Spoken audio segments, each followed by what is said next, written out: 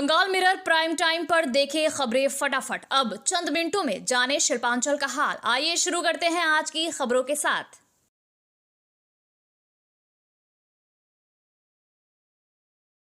इस न्यूज के title sponsor है हयात पैलेस, अन्य प्रायोजक है पायल इन एफके ग्रुप। पश्चिम बंगाल में विधानसभा चुनावों की आहट के बीच राजनीतिक सरगर्मी तेज हो गई है। मंगलवार को आसनसोल दक्षिण विधानसभा क्षेत्र के नूतन 11 अंतर्गत पांडर बांधपाड़ा इलाके में उस वक्त भारी तनाव फैल गया जब बीजेपी की राज्य नेत्री और स्थानीय विधायक अग्निमित्रा पाल के जनसंपर्क अभियान के दौरान तृणमूल कांग्रेस कार्यकर्ताओं ने जमकर विरोध प्रदर्शन किया। अग्निमित्रा पाल जब अपने क्षेत्र में प्रचार और जनसंपर्क के लिए पहुंची थी, तभी टीएमसी समर्थकों के एक समूह ने उन्हें घेर लिया और गो बैक के नारे लगाने शुरू कर दिए।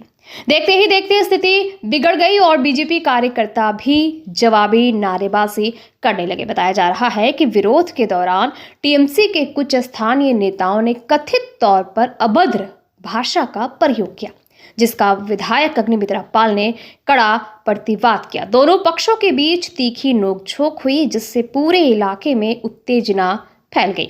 बीजेपी का आरोप है कि उन्हें लोकतांत्रिक तरीके से प्रचार करने से रोका जा रहा है, जबकि टीएमसी समर्थकों का कहना है कि विधायक केवल चुनाव के समय क्षेत्र में दिखती हैं।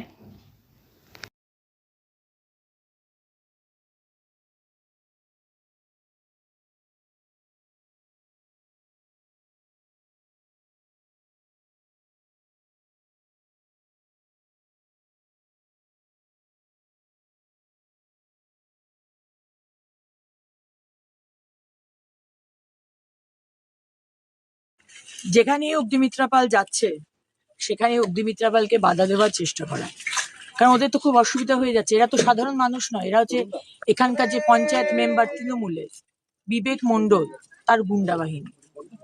তারা আবার কথা বলতে আসে তৃণমূল যে তারা আবার কি কি কাজ করেছে তাকে তো আবার জবাব দিতে হবে। আজকে তাদের সাংসদকে খুঁজে পাওয়া যায় না। সে জিজ্ঞেস করছে এখানকার ক্লাবের নাম কি।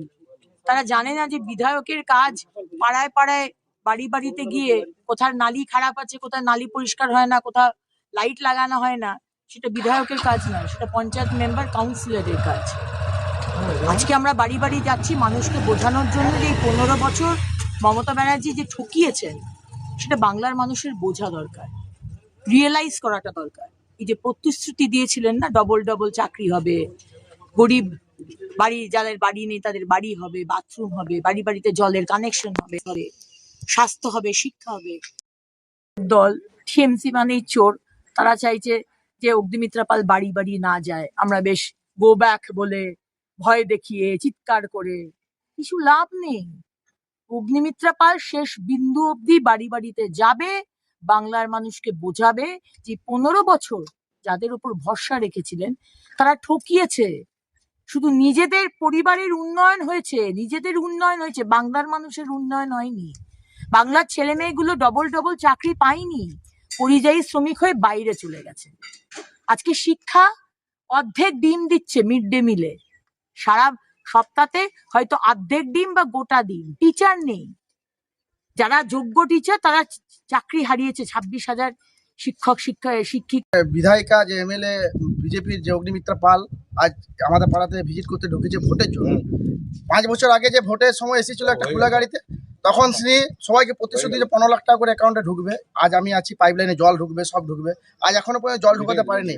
আজ 5 বছর পর যখন ভোট আসছে আবার সামনে, তখন উনি 5 বছর পর ওর মুখটা দেখতে পেয়েছি। আমাদের পাড়ার নাম জিজ্ঞেস করছি ওনাকে, দিদি আপনি যে পাড়ায় এসেছেন তার নাম বলুন, নাম বলতে পারছে না। বলছে আমি তো বলতে পারবো না, তার জন্য কর্মীরা আছে। আর কর্মীদের তো মুখের ভাষা খারাপ, তারা আমাদের পাড়াতে কোনোদিন বসে না, কোনোদিন যোগাযোগও করে না। হ্যাঁ, আমাদের আজকে যে রাস্তায় দিদি দাঁড়িয়ে আছে শুধু ভুল প্রতিশ্রুতি দিচ্ছে যে রাস্তা নেই, ড্রেন নেই। আজ তো নতুন নতুন ড্রেন হচ্ছে, রাস্তা হয়েছে। যে রাস্তার উপর দাঁড়িয়েছে সেটা তো আমরা সবসময় পাশে পাই বিবেক মণ্ডলকে, পঞ্চায়েত সদস্য। রাতে ভিতে গরিবের কোনো হরি খারাপ বা কিছু তার নিজের ব্যক্তিগত বা গাড়ি নিয়ে পথে সে হসপিটালে পৌঁছে দিয়ে আসে। কাকে আমরা চিনবো? আমাদের গ্রামের ছেলে বিবেক মণ্ডলকে কিন্তু চিনবো। আজ অগ্নিমিত্রা পাল এসে পথে ভুল প্রতিশ্রুতি দিচ্ছে, আজ আমি জল দেবো, রাস্তা দেবো, ড্রেন দেবো, চাকরি দেবো। ওর কি এতদিন ও কোথায় ছিল 5 বছর? যে আজ এসে পথে মানুষকে 3000 টাকা দেবো, এতদিন বলছো লক্ষ্মী ভান্ডার, ভিখারি মমতা ব্যানার্জি ভিক্ষার টাকা নেবেন নাই, আজ উনি কোন মুখে বলছেন যে 3,000 টাকা আমরা দেবো ভোটের পর? সে আমাদেরকে ভিখারি বানাচ্ছে না, আমাদেরকে তো আরো বড় ভিখারি বানাচ্ছে। বলছে আমরা 3,000 দেবো, সে তো বড় ভিখারি বানাচ্ছে আমাদেরকে। ভুল প্রতিশ্রুতি কেন দেবে? ওকে আমরা চিনি না, জানি না। আমাদের গ্রামে ছিল বিবেক মন্ডলকে চিনি, মলয় ঘটককে চিনি, সেই আমাদের পাড়াতে আমাদের গ্রামে এসে তারা কাজ করে গেছে। আজ ও অগ্নিমিত্রা পাল কোথা থেকে? ও তো 5 বছর বালি চোর, কয়লা চোর আর গরু চোর করে পথে কাটিয়ে দিল। আজ মানুষের পাশেও কটি দাঁড়িয়ে কটি কাজ করেছে বিধায়িকা হিসাবে আমাদের এখানে বলে দেখাক যে এইটা করেছি। আজ আমাদের ওয়াটার ফিল্টার বিবেক মন্ডলকে বসে বলেছি, ওয়াটার ফিল্টার করে দিয়েছে। জলের জন্য আমাদের সংকট হাঁটিয়ে দিয়েছে বিবেক মন্ডল, ঠিক আছে। ড্রেন নতুন ড্রেন।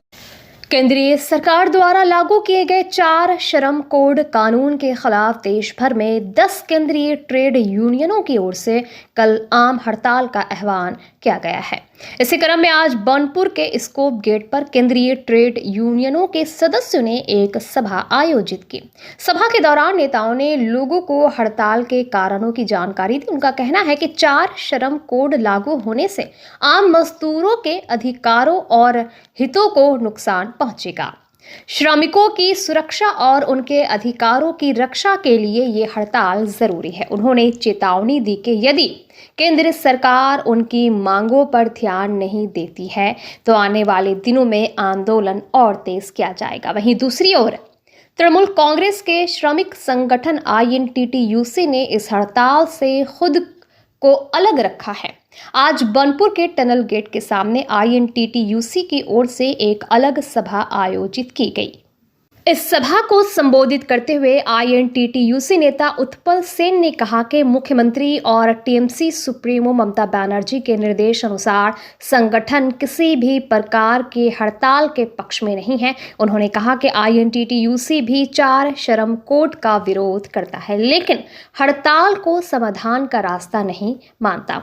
उत्पल सेन ने आम लोगों से अपील की कि वे कल अपने कामकाज को सामान्य रूप से जारी रखें। साथ ही उन्होंने कहा कि प्रशासन भी ये सुनिश्चित करेगा कि किसी को जबरन हड़ताल में शामिल ना किया जाए।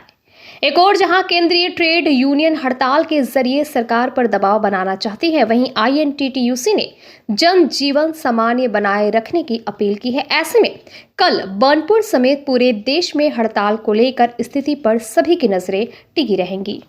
देखिए, हमारा जो घोषित नीति है, जो कि हमारा मुख्यमंत्री माननीय नेत्री हमारा दल के ममता बनर्जी, जब से हमारा सरकार में तृणमूल कांग्रेस माओवादी मानस का सरकार आया है बंगाल में, तब से एक भी बंद तृणमूल कांग्रेस द्वारा प्रायोजित, मतलब तृणमूल कांग्रेस एक भी बंद में शामिल नहीं था, ना ही कोई भी बंद को समर्थन तृणमूल कांग्रेस किया है। तो इसी एवज में, मतलब 11 में सरकार में आने से पहले आपको पता होगा तृणमूल कांग्रेस बंद किया नहीं था, ऐसा मैं बोलूँगा नहीं। तृणमूल कांग्रेस विरोधी राजनीति करता था। जो तृणमूल कांग्रेस का कर्मी लोग को मौत के घाट उतार दिया जाता था उस समय, जिस तरह से तृणमूल कांग्रेस को वर्कर लोग शहीद होता था, उस समय बंद होता था। उसका एक तो कारण था। मगर आज का डेट में जो इसको आज ऐसे ही मॉडर्नाइजेशन हो रहा, सेल की मॉडर्नाइजेशन का काम शुरू हो चुका है। इसमें हमें ये नहीं लगता है कि बंद करके कोई जगह में आप कोई सॉल्यूशन कर सकते हो। हमें मालूम है कि वर्कर का कुछ बहुत सारा असुविधा है, बहुत सारा NGSS मीटिंग में जिस तरह से बहुत सारा जो पे डिवीज़न है वो सब लागू हुआ नहीं है, जो कि अल्टीमेट लागू होगा। देखिए, मगर हम अगर बंद करते हैं तो मैं आपको ये बताना चाहता हूँ, ये लोग जो अप्रासंगिक हो चुका है, जो सब यूनियन लीडर लोग, जो कि 5 यूनियन का नाम से जाना जाता है, अभी कल जो बंद कर रहा, हमने सुना है कि 4 यूनियन बंद कर रहा, कोई एक यूनियन इसमें है नहीं। तो हमारा वक्तव्य है कि आप कल बंद करेंगे और परसों आपका या 2-4 दिन बाद आपका बंद के द्वारा जो बंद होने का बाद श्रमिक का सब आंदोलन जो आप लोग किया है सब मान लेगा? एक भी आंदोलन नहीं मानेगा। उसका हम लोग जीता जागता स्वरूप है। आप लोगों ने देखा था लास्ट जो बंद हुआ था, उसमें इसको का बहुत सारा वर्कर इसमें समर्थन किया था। मगर बंद का बाद रिजल्ट क्या हुआ? बंद का बाद जो श्रमिक नेता लोग था उन लोग को दूसरा आसनसोल के जीटी रोड स्थित लोको टैंक मोड़ पर आज छोटे दुकानदारों का गुस्सा फूट पड़ा। करीब 3 साल पहले नगर निगम ने शहर के सौंदर्यीकरण के नाम पर इन दुकानों को हटाया और वैकल्पिक दुकान देने का आश्वासन दिया था, लेकिन अब तक अधिकांश दुकानदारों को कोई जगह नहीं मिली है। इस बीच उसी स्थान पर एक व्यापारी को नर्सरी चलाने की अनुमति दिए जाने से नाराज दुकानदारों ने विरोध प्रदर्शन किया और पार्क में तोड़फोड़ भी की।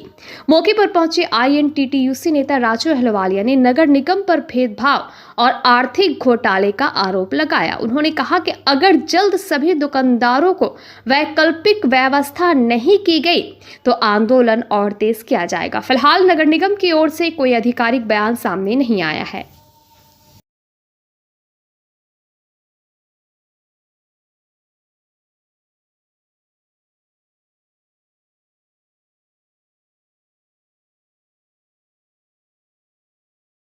ছিলেন তাদেরকে এখান থেকে উচ্ছেদ করা হয়েছিল, বলা হয়েছিল পুনর্বাসন দেওয়া হবে, কিন্তু এখন পর্যন্ত পুনর্বাসন হয়নি। সবথেকে আশ্চর্যের ব্যাপার, এখানে প্রায় 1.5 কোটি টাকা খরচা করে এই পার্ক বলে কর্পোরেশন থেকে টেন্ডার হয়েছে বড় 4 একজন এবিপি কনস্ট্রাকশন প্রায় 96 লাখ টাকা, প্রায় 1.5 কোটি টাকা খরচা হয়েছে পার্কে। আপনি দেখুন এই পার্কের মধ্যে কোনো ঝুলা আছে, বাচ্চার কোনো খেলার কোনো ব্যাপার আছে, কিছু নাই। পার্ক হয়েছে কিন্তু পার্ক কোথায়? কোনো বাচ্চাদের জন্য খেলার জন্য কিছু নাই, কোনো ঝুলা নেই, কোনো কিছু নেই। শুধু একটা দোকানদার, আসানসোল নার্সারি। পুরো দেখুন দোকানদারি হচ্ছে এখানে। পুরো পার্কটা শুধু একটা লোককে দেওয়া হয়েছে। কার শর্তে? আসানসোল বুধার একজন কাউন্সিলর আছেন, ওনার খুব খাস লোক আছে যে নার্সারি চালাচ্ছে আসানসোল নার্সারি। একে পুরা 42 জন লোকের পেটে লাথি মেরে শুধু একজন লোককে দেওয়া হয়েছে। তার মানে নিশ্চয় দুর্নীতি হয়েছে, মোটা টাকার খেলা হয়েছে। আমরা সেই জন্য মেয়র সাহেবকে আগেও জানিয়েছিলাম, আজকেও জানাচ্ছি, আপনি তদন্ত করুন। প্রায় 1.5 কোটি টাকা বেশি খরচা হয়ে গেছে পার্ক কনস্ট্রাকশনে। যারা দোকানদার ছিল তারা দোকান পায়নি, এবং 1.5 কোটি টাকা পার্কে যে খরচা হয়েছে, পার্ক কোথায়? কোনো রকম কোনো ঝুলা নেই, কোনো রকম বাচ্চাদের খেলা কোনো সাধন নেই, কিছু নেই। তো শুধু একটা দোকানদারকে, একজন বিল্লু বলে আছে কন্ট্রাক্টর, এবিপি কনস্ট্রাকশন মালিক, সে কি পুরো এই পার্কে পরিচালনা করছে। তো কেন দেওয়া হয়েছে একজন লোককে? কন্ট্রাক্টর আছে, সে কাজ শেষ করবে, বেরিয়ে চলে যাবে। তো মেনটেনের জন্য পুরো এইসব দোকানদারকে দিয়ে দেওয়া হয়েছে। এটা কিন্তু 41 জন লোকের পেটে লাথি মেরে তাদের পরিবার আজকে ফুটপাতে বসে আছে। মা মাটি মানুষের সরকার আছে, এখানে দুর্নীতি হয়েছে। মেয়র সাহেবকে বলবো, যারা দুর্নীতি করেছে তাদের উপরে ইমিডিয়েট FIR করুন। কিন্তু 1.5 বছরে প্রায় 1.5 কোটি টাকা থেকে বেশি খরচা হয়েছে। পার্ক কোথায়? এই শুধু একটা দোকান, এখানে দোকানদারি হচ্ছে, নার্সারি চালাচ্ছে আসানসোল নার্সারি একজন লোক। কেন চালাবে? আপনি কেন বন্ধ করাচ্ছেন না? যদি आसनसोल बर्नपुर शिल्पांचल वासियों के लिए शादी विवाह हो या निकाह, जन्मदिन हो या अन्नप्राशन या फिर कोई और आयोजन के लिए अब वर्ल्ड क्लास बैंक्वेट हॉल के लिए चिंता करने की जरूरत नहीं है, क्योंकि हयात ग्रुप का हयात पैलेस बैंक्वेट हॉल आपकी हर जरूरत को पूरा करने के लिए तैयार है। जी हाँ, आसनसोल के इस्माइल आजाद नगर में वर्ल्ड क्लास सुविधाओं से लैस हयात पैलेस में आप कर सकते हैं कोई भी आयोजन। हयात पैलेस में आपको मॉडर्न सुविधाओं से युक्त बैंक्वेट हॉल, स्टेज और स्टार कैटेगरी की सुविधाओं से लैस कमरे उपलब्ध है। ये सुविधाएं आपको किफ़ायती दरों पर उपलब्ध है, तो फिर देर किस बात की? बुकिंग के लिए अभी संपर्क करें 9832213829 पर। और हाँ, बंगाल मिरर के दर्शकों के लिए बुकिंग में विशेष सुविधा मिलेगी।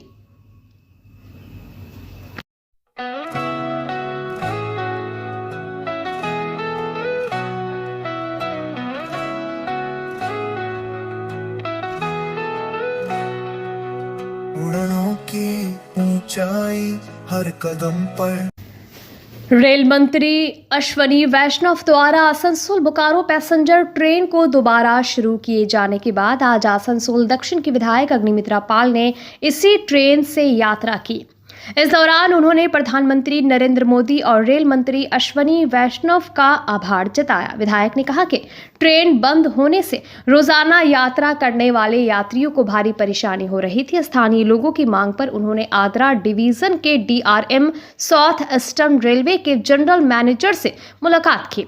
और ट्रेन को जल्द शुरू करने का अनुरोध किया। इसके बाद उन्होंने प्रधानमंत्री और रेल मंत्री से भी आग्रह किया, जिसके सकारात्मक परिणाम सामने आए। अग्निमित्रा पाल ने कहा कि भाजपा कम बोलती है और काम ज्यादा करती है। उन्होंने दावा किया कि 2026 के विधानसभा चुनाव के बाद बंगाल में भी भाजपा की सरकार बनेगी और डबल इंजन सरकार के तहत विकास कार्यों को और गति मिलेगी।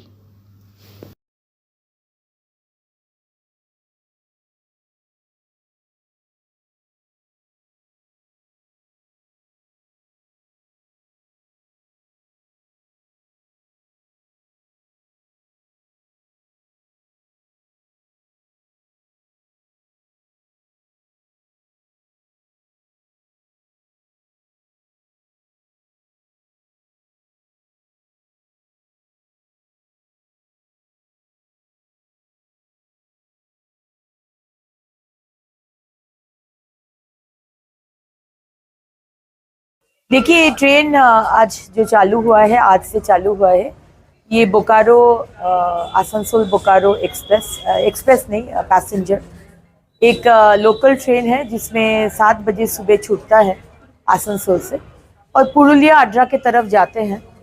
और हमारे डेली पैसेंजर लोग जो उस लाइन में जो काम करते हैं, स्कूल में बोलिए, ऑफिस में बोलिए, रेलवे में बोलिए, उन लोग को बहुत दिक्कत हो रहा था क्योंकि ये कोविड का टाइम से बंद हो गया था। तो इसको लेकर हम चिट्ठी दिए थे साउथ ईस्टर्न रेलवे के जीएम मिस्टर अनिल मिश्रा जी, आड्रा के डीआरएम, केंद्र सरकार को भी दिए थे। और 7 दिन पहले माननीय रेल मंत्री अश्विनी वैष्णव जी मुझे फ़ोन किए और परसों ये ट्रेन फिर से चालू हो जाने का ऐलान किए हैं। आज पहला दिन ये ट्रेन चालू हुआ है और हर डेली पैसेंजर और हॉकर जो इस ट्रेन में हॉकरी करते थे, उनके साथ उन लोग बहुत खुश हैं और उनके साथ हम ट्रेन में ट्रैवल किए। हम लोग जयचंडी पहाड़ स्टेशन तक गए और वहाँ से फिर हम लोग वापस और एक ट्रेन को लेकर आए। तो बचपन में तो ट्रेन से ही पापा मम्मी के साथ, बहन के साथ हम लोग ट्रैवल करते थे और आज और कुछ दिन पहले भी गए थे डीआरएम ऑफिस, तब भी ट्रेन में ही गए थे उन लोग के साथ। बहुत ही खुशी का विषय है। ये तो सिर्फ जैसे बोलते हैं ना, ट्रेलर है, असली सिनेमा तो अभी बाकी है। 2026 में जब मोदी सरकार का सरकार बनेगा इस बंगाल में, तब डबल इंजन का सरकार किस तरह बंगाल के लोगों के लिए काम करते हैं, उसका सिर्फ ये ट्रेलर है।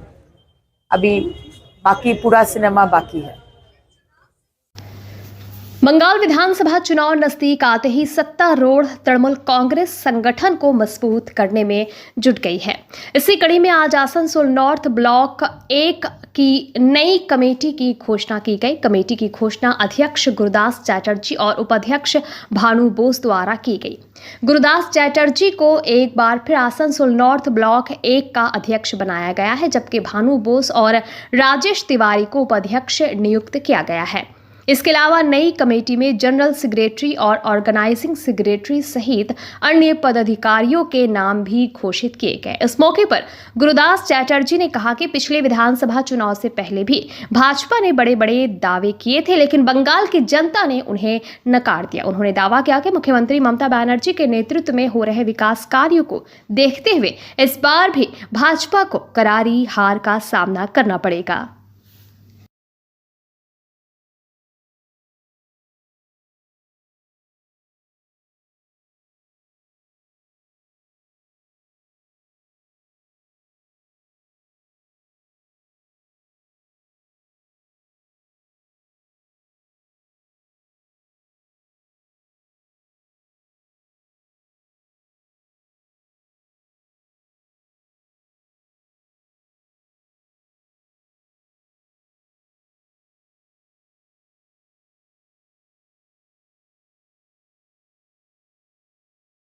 রাজ্য নেতৃত্ব নির্দেশ দেন, আমাদের সেনাপতি অভিষেক বন্দ্যোপাধ্যায়ের অফিস থেকে নির্দেশ আসে যে তোমরা পূর্ণাঙ্গ কমিটিটা এবারে দাও, ফেব্রুয়ারি মাসের মধ্যে দিতে হবে।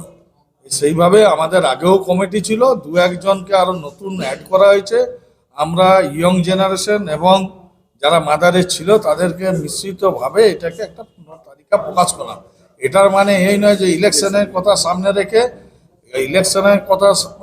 রেখে নয়, আমাদের বরাবরই কমিটি আছে। তো আজকে এটা ফাইনাল লিস্ট আমরা প্রত্যেক জায়গায় দেখবেন পেশে দিচ্ছে, সেই আমাদের আজকে পূর্ণাঙ্গ তালিকা প্রকাশ করবে। 26 ইলেকশন আমাদের পাখির চোখ, আবার সিএম হবে মমতা বন্দ্যোপাধ্যায়, তৃণমূল কংগ্রেস ক্ষমতায় আসবে। দেখুন, যাদের একটা জিনিস লক্ষ্য করবেন যে এখন ধরা পড়ছে দিল্লি থেকে লোক এনে পোস্টার মারতে হচ্ছে, দিল্লি থেকে লোক আসছে, বিভিন্ন জায়গায় দেখবেন খবরে, আপনাদের ফেসবুকেও দেখতে পাবেন। তো যে দলের ভাড়াটে সৈন্য দিয়ে কোনোদিন যুদ্ধ জয় করা যায় না, যারা আসল সৈনিক তারা আমাদের যখন মিটিং মিছিল হয় দেখবেন আমাদের সঙ্গে পায়ে পা মেলায়, কাউকে 5টা পয়সাও দিতে হয় না, নিজের থেকেই সব আসে। তো আমাদের হচ্ছে সংগঠিত দল। অপরদিকে বিজেপির যদি দেখেন ভাড়াটা সৈনিক নিয়ে লড়তে আসছে, কোথায় যখন দেখছেন আপনারা এসআইআর কাজ হচ্ছে, তো মাইক্রো অবজারভার আনতে হচ্ছে বিহার ইউপি থেকে। তো আমাদের বিরাট জয়, মমতা ব্যানার্জি একমাত্র নেত্রী যিনি সুপ্রিম কোর্টে দাঁড়িয়ে চ্যালেঞ্জ জানিয়ে বললেন যে বাইরের মাইক্রো অবজারভার চলবে না, এবং সেটা স্বীকৃতি পেল। তার कोयला तस्करी मामले में परिवर्तन निदेशालय ईडी ने आसनसोल के रानीगंज और दुर्गापुर के कोयला कारोबारी चिन्मय मंडल और किरण खां को गिरफ्तार किया है। जांच में सहयोग न करने और सवालों के जवाब नहीं देने के आरोप में सोमवार देर रात दोनों को हिरासत में लिया गया। मंगलवार को दोनों को कोलकाता की अदालत में पेश किया गया, जहां अदालत ने जमानत खारिज करते हुए 18 फरवरी तक ईडी हिरासत में भेजने का आदेश दिया। आरोप है कि दोनों अवैध कोयला खनन और तस्करी से जुड़े सिंडिकेट में शामिल थे और प्रोटेक्शन मनी के जरिए इस धंधे को संचालित करते थे। इस मामले में पुलिस अधिकारी मनोरंजन मंडल से भी पूछताछ की गई है। ईडी का कहना है कि पूछताछ के दौरान बड़े तस्करी नेटवर्क और इसके मुख्य आरोपियों के बारे में अहम जानकारी मिलने की उम्मीद है। उल्लेखनीय है कि 3 फरवरी को ईडी ने दुर्गापुर, आसनसोल, बर्दवान और दिल्ली समेत 9 स्थानों पर छापेमारी की थी, जिसमें करीब 1 करोड़ रुपए नकद और कई महत्वपूर्ण दस्तावेज बरामद किए गए थे। आसनसोल पहुंचे भाजपा के वरिष्ठ नेता तापस रॉय ने जिला पार्टी कार्यालय में आयोजित संवाददाता सम्मेलन को संबोधित किया। इस दौरान उनके साथ भाजपा जिलाध्यक्ष देवतनु भट्टाचार्य भी मौजूद थे।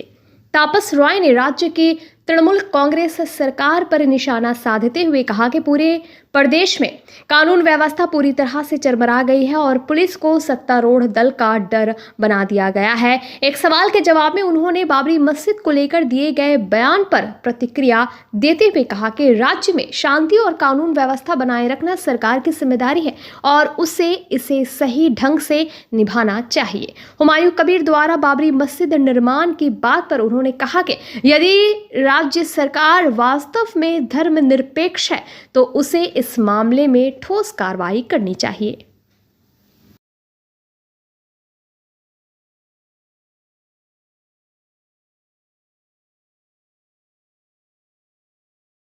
বক্তব্যের সময় মনে আছে প্রম করছিল কেষ্টমণ্ডল আর মমতা ব্যানার্জি বলছিলেন, সেই সময় তিনি বোধহয় বাংলার পুলিশকে, কলকাতার পুলিশকে নির্দেশ দিয়েছিলেন।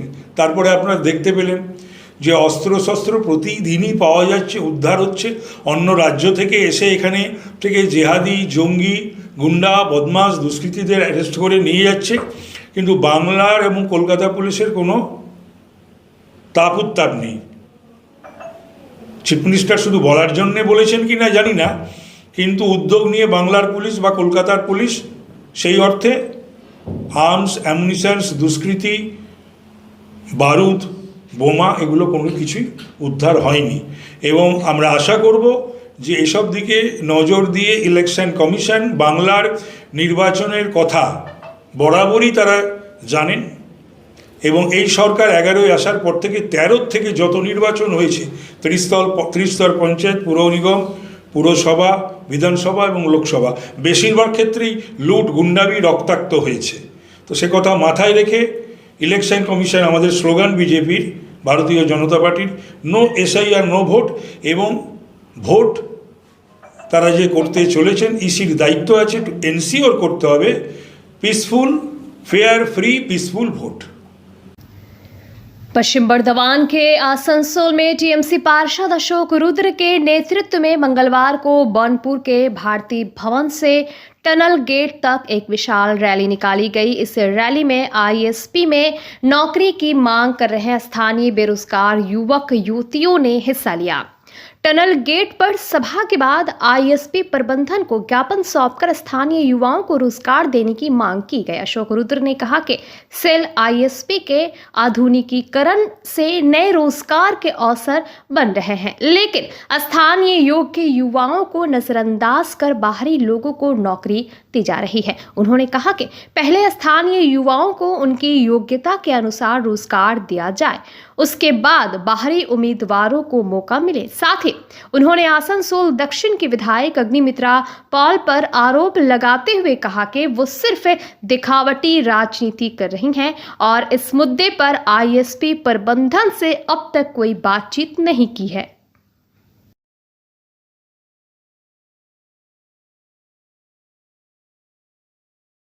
আমরা বিগত 1.5 বছর ধরে এখানকার বেকার ছেলেমেয়েদের চাকরির দাবিতে লড়ছি এবং একই সাথে আমরা লড়াই করছি যাতে এখানকার কর্মরত আউটসোর্সিং যারা আমাদের ওয়ার্কার ভাইরা আছে তাদের যাতে বেতনটা বৃদ্ধি হয় Durgapur steel plant alloy still প্ল্যান্টের সমান। এবং আপনারা দেখলেন আজকে প্রায় কয়েক হাজার সাধারণ কর্মপ্রার্থী যুবক যুবতীরা এখানে এসেছিলেন এবং আমরা 15-16 জন কাউন্সিলর ছিলাম। আরও বেশ 3 জন বড় চেয়ারম্যান সমেত আরও কয়েকজন আসবেন যারা ওই আমাদের কর্পোরেশনে একটা অ্যানিম্যাল সংক্রান্ত একটা মিটিং হচ্ছে বলে ওরা আসেননি। এবার এই যারা কর্মপ্রার্থী এখানে আপনি ক্লাস 8 পাস থেকে পিএইচডি পাস করা অবধি BBA MCA technical ITI polytechnic BE করা এমই করা ছেলেমেয়েদের নাম আছে। আমরা সেটা ইসকো কর্তৃপক্ষের হাতে তুলে দেব এবং আমরা আশা করব এখানকার যে আধুনিকীকরণ এবং বিস্তারীকরণ শুরু হয়েছে ইসকো কর্তৃপক্ষ স্থানীয় মানুষের স্থানীয় যুবক যুবতীদের সেন্টিমেন্ট কথা ভেবে এখান থেকেই কর্মসংস্থানটা তারা করবে। কিন্তু দেখা যাচ্ছে যে বাইরের কোনো ছেলেদেরকে এইখানে চাকরি দেওয়া হচ্ছে, কিন্তু যারা এইখানকার লোকাল যুবক তাদের জন্য কিন্তু কোনো রকমভাবে চিন্তা করছে। লোকাল পর ভোকাল, আগে লোকাল দিকে নেবে, তারপরে বাইরের কারোর সাথে তো আমাদের কোনো শত্রুতা নেই, কিন্তু এখানকার লোক অন্য জায়গায় গেলে ঠ্যাঙায়। আমরা তো ঠ্যাঙাচ্ছি না, আমরা বলছি ভাই তোমরা এসো, তোমরা ওয়েট করো, আগে আমাদের এলাকার ছেলেমেয়েরা চাকরি পাক, তারপর তোমরাও করো, আমাদের কোনো অসুবিধা নেই। এখনো পর্যন্ত আপনাদের কাছে কত এখন এরকম প্রচুর পড়ছে। राज्य के पीएचई विभाग के अधीन जल आपूर्ति करने वाले टैंकर मालिकों ने लंबे समय से लंबित बकाया भुगतान की मांग को लेकर एक बार फिर आंदोलन किया। टैंकर मालिकों का कहना है कि वे लगातार प्रशासन से गुहार लगा रहे हैं, लेकिन इसके बावजूद उनके बकाया का भुगतान नहीं किया जा रहा है। इससे उनके सामने आर्थिक संकट खड़ा हो गया है और अस्तित्व पर खतरा मंडरा रहा है। आंदोलनकारियों ने बताया कि वर्ष 2022 के उपचुनाव, 2024 के लोकसभा चुनाव और पंचायत चुनाव समेत हर चुनाव के दौरान उन्होंने प्रशासन के निर्देश पर पानी की आपूर्ति की। इसके अलावा हर आपात स्थिति में भी उन्होंने अपनी जिम्मेदारी निभाई, लेकिन जब बिल पास करने की बात आती है तो प्रशासन गंभीरता नहीं दिखाता। टैंकर मालिकों के अनुसार वर्तमान में लगभग 400 करोड़ रुपए का भुगतान बकाया है, जिसके चलते वे मजबूरी में आंदोलन कर रहे हैं।